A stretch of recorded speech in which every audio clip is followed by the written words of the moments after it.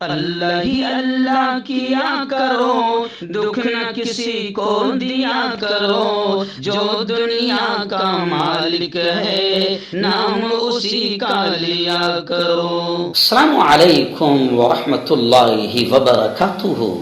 ناظرین استقبال ہے، سواگت ہے آپ کا viral news live studio Jalgaon Maharashtra India میں۔ میں آپ کا میزبان مفتی محمد ہارون ندوی۔ آئیے انٹرنیشنل ٹاپ 5 نیوز، دنیا کی 5 بڑی خاص اہم خبروں پر نظر ڈالتے ہیں۔ لیکن سب سے پہلے میں اپیل کروں گا کہ جو ساتھی نئے ہیں اور ابھی تک اس بے باک سچے چینل سے جڑے نہیں ہیں، اگر آپ چاہتے ہو کہ آپ کو ملک بھارت کی اور پوری دنیا کی صحیح اور سچی خبریں دیکھنے اور سننے کو ملیں تو پھر آپ اس چینل سے جڑ جائیے۔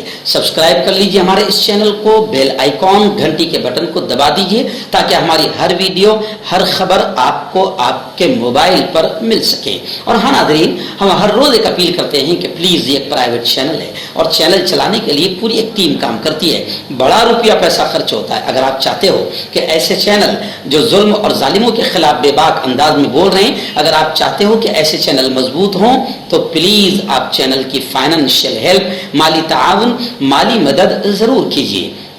اسکرین پر آپ نظر ڈالیں، ہمارے چینل کا بینک اکاؤنٹ نمبر بھی دیا گیا ہے، اور اگر آپ آن لائن پیسہ بھیج کر مدد کرنا چاہتے ہیں تو گوگل پے، فون پے اور پے ٹی ایم تینوں کا ایک ہی نمبر ہے 9637541786۔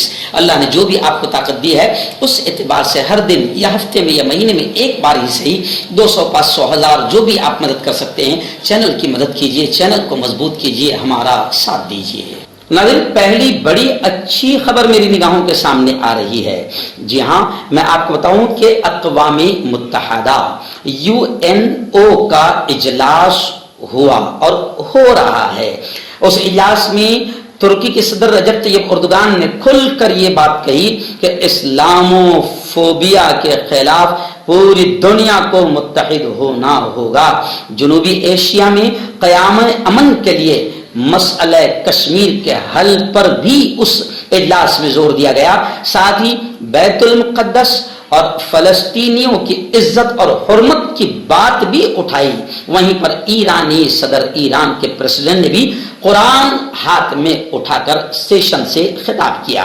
ترکیہ کے صدر رجب طیب اردگان نے اقوام متحدہ کے 78ویں سیشن سے خطاب کرتے ہوئے ویٹو پاور کے حامل 5 ممالک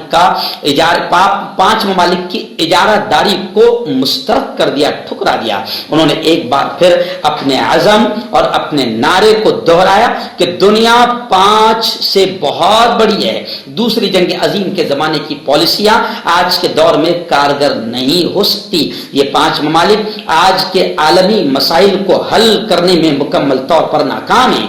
روس یوکرین تنازع، قبرص کے معاملات، سلامتی کونسل کے ناکامی، یہ دلیل ہے۔ سلامتی کونسل ایک جنگ کا میدان بن چکا ہے۔ سلامتی کونسل کے رکن ممالک جو باہمی دست و گربا ہیں وہ باقی دنیا کی سلامتی کی یقین دہانی کیسے دلا سکتے ہیں؟ ترکیہ اردو کے مطابق صدر اردگان نے کہا کہ پاکستان اور بھارت سمیت پورے جنوبی ایشیا میں قیام امن کو قائم کرنا مسئلہ کشمیر کے حل کے بغیر ممکن نہیں۔ مسئلہ کشمیر مذاکرات کے ذریعے حل ہونا چاہیے اور اس میں فیصلہ کن حیثیت صرف کشمیری عوام کو حاصل ہونی چاہیے۔ اور یہی نہیں، صاف طور سے انہوں نے یہ بھی کہہ دیا کہ بیت المقدس اسلام کا مقدس ترین مقام ہے اور اسے حرم کا درجہ حاصل ہے۔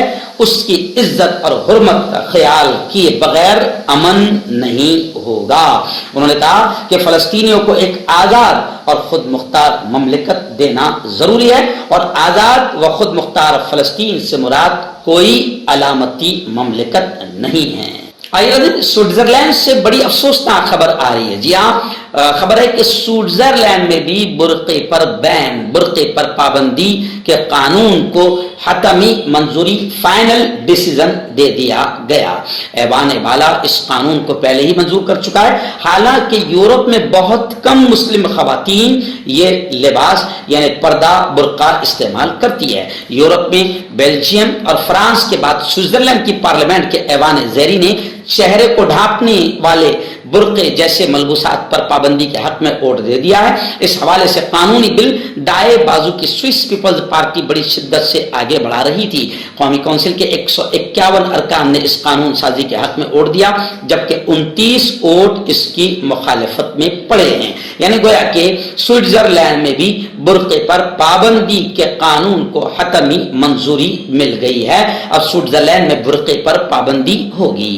آئیے ناظرین، فلسطین سے ایک بڑی افسوسناک خبر آ رہی ہے۔ آپ جانتے ہیں کہ اسرائیلی آتنکوادی، اسرائیلی فوجی درندے معصوم فلسطینیوں کو نشانہ بناتے رہتے ہیں۔ ابھی خبریں آ رہی ہے کہ اسرائیلی فوج کی درندگی اور آتنکوادی کارروائی سے 6 فلسطینی شہید ہوئے ہیں اور 41 فلسطینی زخمی ہوئے ہیں۔ فلسطینی حکام کے مطابق مقبوضہ مغربی کنارے کے علاقے اور غزہ پٹی میں بدامنی کے نئے واقعات اور اسرائیلی فوجی کارروائیوں میں 6 فلسطینیوں کے شہید ہونے کی خبریں آ رہی ہے۔ مرنے والوں میں 3 مبینہ فلسطینی عسکریت پسند بھی شامل ہیں۔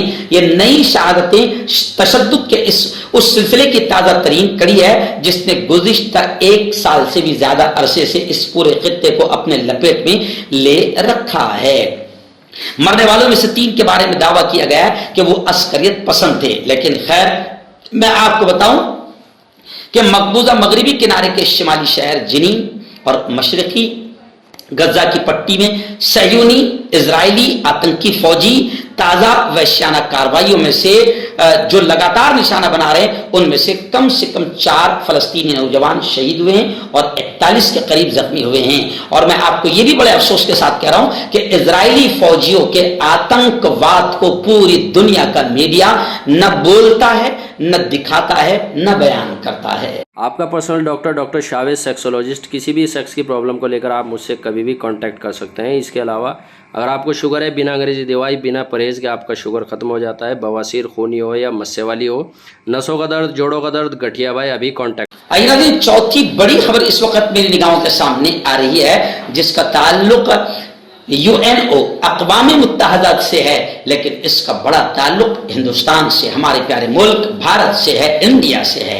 جی ہاں، اچھی خبر وہ اس لیے میں اسے کہہ رہا ہوں کیونکہ اقوام متحدہ کا جو خصوصی اجلاس ہو رہا ہے اس اجلاس میں اقوام متحدہ کے خصوصی نمائندہ برائے حقوق انسانی یعنی ہیومن رائٹس، انہوں نے صاف کھل کر یہ کہا کہ بھارت میں، ہندوستان میں، انڈیا میں اقلیتوں کے جو بنیادی انسانی حقوق ہے وہ بھی اب ہندوستان میں خطرے میں پڑ گئے ہیں۔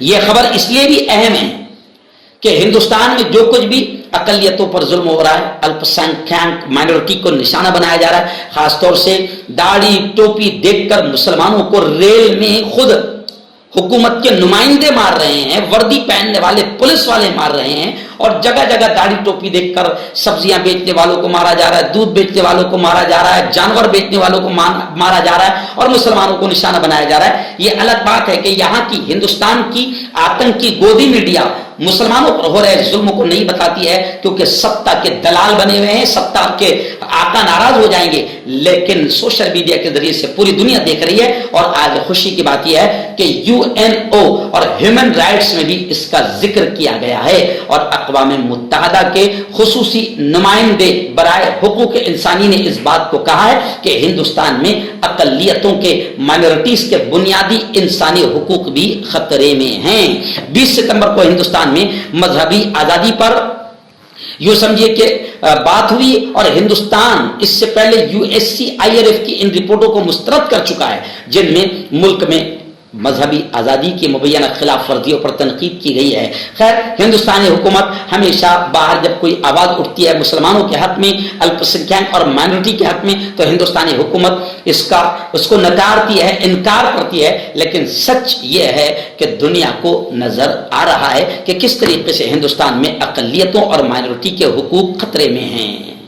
मर्दाना ताकत हासिल करें 72 घंटों के अंदर, वो भी जड़ी बूटियों द्वारा। हकीम याकूब खान से कांटेक्ट करें जो कि 75 सालों से हिकमत कर रहे हैं। इसके अलावा जोड़ों में दर्द, गुर्दों में पथरी, शुगर, खुजली, ल्यूकोरिया का गारंटी से इलाज किया जाता है। अभी कांटेक्ट। अयाजी सऊदी अरब से दो बड़ी खबरें इस वक्त मेरी निगाहों के सामने। जी हाँ, पहली बड़ी खबर यह आ रही है कि सऊदी अरब के वली अहद शहजादा मोहम्मद बिन सलमान ने जोर देकर यह कहा कि इजराइल के साथ ताल्लुकात मामूल पर लाने के लिए मसले फलस्तीन को हल करना पहले जरूरी है। यह सऊदी वली अहद ने फॉक्स न्यूज को इंटरव्यू देते हुए कहा और मजीद ये भी कहा कि अमरीकी इंतजामिया ने इजराइल के साथ ताल्लुकात कायम करने की तजवीज पेश की थी। उन्होंने ये भी वाज़ेह किया कि इजराइल के साथ ताल्लुकात के क़याम पर बातचीत जारी है और अच्छी हो रही है, लेकिन उन्होंने ये कहा कि ममलिकत फलस्तीनियों की जिंदगी को बेहतर बनाने और इजराइल को खित्ते में एक खिलाड़ी बनाने की उम्मीद रखती है। वहीं पर शहजादा मोहम्मद बिन सलमान ने यह भी कहा कि ईरान ने अगर जौहरी हथियार हासिल किए तो फिर हम भी हासिल करेंगे। सऊदी वली अहद की ये बात सामने आई है। उन्होंने कहा कि अगर तेहरान के पास जौहरी हथियार हुए तो फिर ममलिकत भी सिक्योरिटी वजूहात और ताकत के तवाजुन के लिए ऐसा ही करेगी, यानी जौहरी हथियार हासिल करेगी। वहीं पर खबर यह भी आ रही है सऊदी अरब को लेकर कि यमन ने सऊदी अरब जाने वाली 447 ग्राम मंशियात की स्मगलिंग को नाकाम बना दिया। और खबर यह भी है कि सऊदी अरब और इजराइल के दरमियान तारीखी अमन मुमकिन है, हो सकता है।